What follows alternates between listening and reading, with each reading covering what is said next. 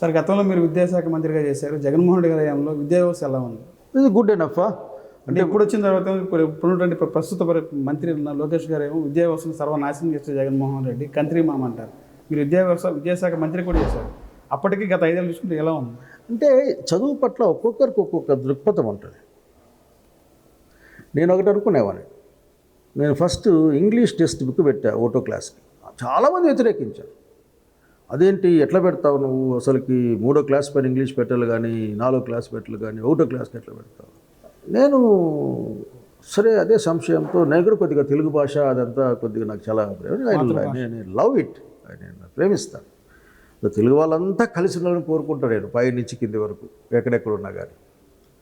పోతే మా ఊరికంటే ఆంధ్రలో పోయింది, మా ఊర్లో అడిగా ఇట్లా ఉంది ఏంది అన్న అని చెప్పారంటే బొలుంది సార్, వాళ్ళ పిల్లలు ఏమో 3 ఏళ్ళ నుంచి అసలు మమ్మీ డాడీ అనొచ్చు, మన పిల్లకాయలు మాత్రం మా గారికి 10 ఏళ్ళ దగ్గర అనకూడదు. ఏమన్యాయం సార్ ఇది.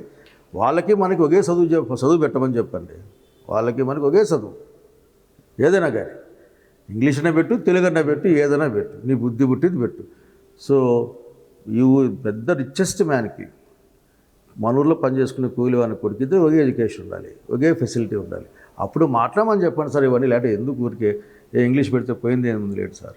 ఇప్పుడు సగం ఇంగ్లీష్ మాడుతున్నాం కదా, గేట్ అంటాం, అది అంటాం, ఇది అంటుంది, ఇంగ్లీషే కదా సార్ అంతా అది అని నాకు మామూలు పని చేసుకునే మొన్న చెప్పాడు. కాబట్టి ఇది వాళ్ళు చూసేది నేను అట్లా అనుకున్నాను. నాకు ఒక డ్రీమ్ ఉండేది, అది నువ్వు డ్రీమ్ అన్నావు. ఆ డ్రీమ్ ఏంటంటే గవర్నమెంట్ ఎడ్యుకేషన్ అంటే రెసిడెన్షియల్ ఎడ్యుకేషన్ లాగా ఉండాలి. నాకు అదొక రఫ్ స్కీమ్ ఉంది, అప్పుడు చేయించాను నేను అక్కడ. ఎందుకని మళ్ళీ దాంట్లో స్వార్థం కూడా ఉంది నాకు. ఏంటంటే దీంట్లో మళ్ళీ మా వాళ్ళు ఎక్కువ ఉంటారు కదా, సిస్టమ్ వాళ్ళు ఉంటారు కదా. ఇంకా పెద్ద ఆశ ఉండేది నాకు. ఏంటంటే అసలుకి అది దేశంలోనే హెల్త్ ఫర్ ఆల్, అట్లాగే ఎడ్యుకేషన్ అందరికీ, అందరూ ఒకటే హెల్త్ ఎడ్యుకేషన్ రెండు. రాష్ట్రం అంటే రాజ్యమే తీసుకోవాలి, దాన్ని తీసుకొని ఇంకా మళ్ళీ ఉండకూడదు. ఆ చైన్లు గీన్లు ఇవన్నీ ఇవన్నీ ఉండకూడదు. ఉండకుండా ఒకే విద్య ఒకే వైద్యం అందరికి ఉండాలని. బట్ ఇవన్నీ ఆలోచనలు ఇవన్నీ. సో తేడా ఏం నాకు ఆ రోజున స్కూళ్ళు ఉన్నాయి, టీచర్లు ఉన్న స్కూళ్ళు ఉన్నాయి, బుక్స్ వచ్చాయి, వాళ్ళకున్న మిగతా డ్రెస్సెస్ ఇవన్నీ వచ్చాయి, యూనిఫామ్ అన్నీ వచ్చాయి, వాళ్ళన్నీ ఎక్విప్మెంట్ వచ్చాయి.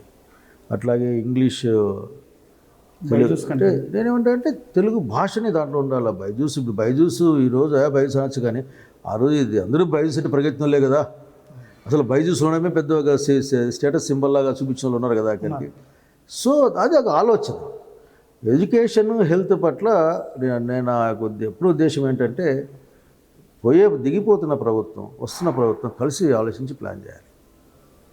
ఎందుకంటే ఇద్దరు సమ్మతం, అఫ్కోర్స్ ఇద్దరు ఒప్పుకున్నా ఏమి ఉండవు అనుకో అదే సంగతి. బట్ ఎందుకంటే ఇది ఎడ్యుకేషన్ ఇది సొసైటీ బిల్డింగ్.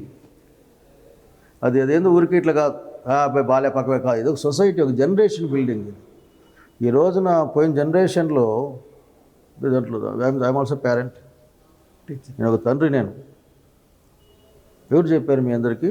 మీకైనా మారల్ క్లాసులు ఉన్నాయా, నీతి క్లాసులు చెప్పారా? ఎప్పుడు బల్లయ్యి తోము పరిగెత్తు, ఆ బుక్కులు పెట్టు, అసలు ఇవి ఇస్తే తప్పనిస్తే వ్యాయామం చేయి, హాకీ ఆడుకోపో, లేకుంటే కబడ్డీ ఆడుకోపో.